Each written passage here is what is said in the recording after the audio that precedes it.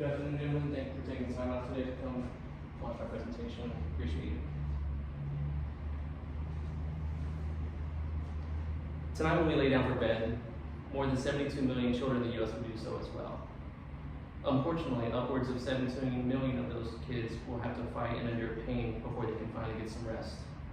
For those 17 million children, this is an everyday occurrence. It is a battle they conquer each night before they can get to sleep. Their opponent is childhood hunger. According to Forbes magazine, the U.S. ranks 8th as one of the world's richest countries per capita, yet we rank 13th in food security. Now, as a parent and as a human being, I, like other people, understand the importance and responsibility we have to ensure that all children, not just our own, do not go hungry every day. So as we dive into this presentation, we will review data concerning child hunger in the U.S., the negative impacts it has on a child's development and nutrition, the impacts it has on their performance in school, and then we'll look at some benefits of expanding the National School Lunch Program, which I will refer to from now on as the NSLP. So let's begin examining the current state of how many Americans suffer from food scarcity. When we think of hungry kids, a lot of us tend to remember the infomercials back in the day. The infomercials back in the day with this gentleman here asking for just 10 cents a day and showing us emotional footage of young children starving. But none of us tend to remember or realize that there are also children in our country, children that we grew up with, that were our friends when we were younger, or they might even be the children of parents that our kids play with as well. Like this young child who goes to school but then goes home to help supplement, or goes to the food pantry with his parents to help supplement their daily or weekly groceries. This is partly due to various reasons. Drexel University Center for Hunger-Free Communities points out that U.S. households experience hunger because of limited income due to a variety of factors, including low or underemployment, family instability, low educational attainment, exposure to violence or a history of racial or ethnic discrimination, personal choices, or a combination of those. Now, negative effects of childhood hunger have detrimental impacts on how they grow up. For instance, the health and development of correction.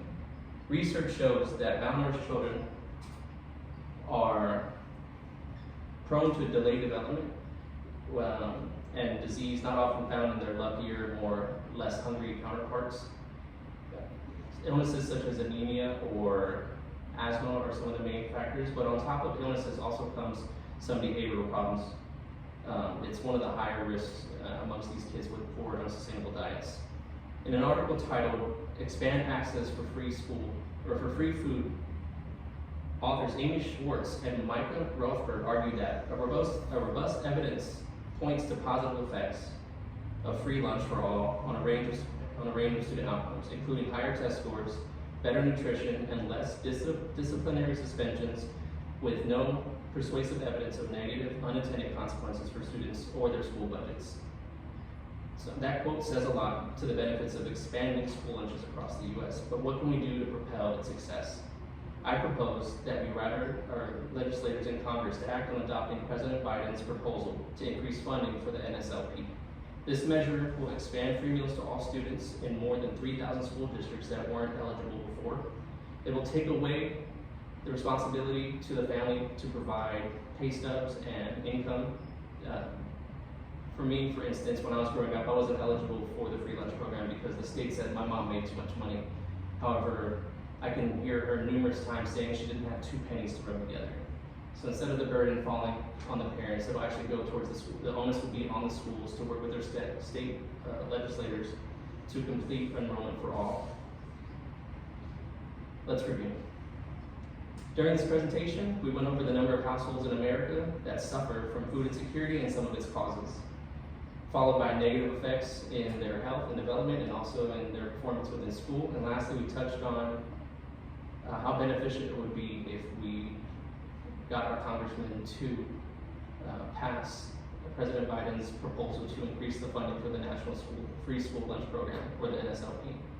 In conclusion, as one of the most profitable countries in the world, there's no reason why we can't come together and take a step forward in progress in securing a better future for our most vulnerable citizens. Thank you.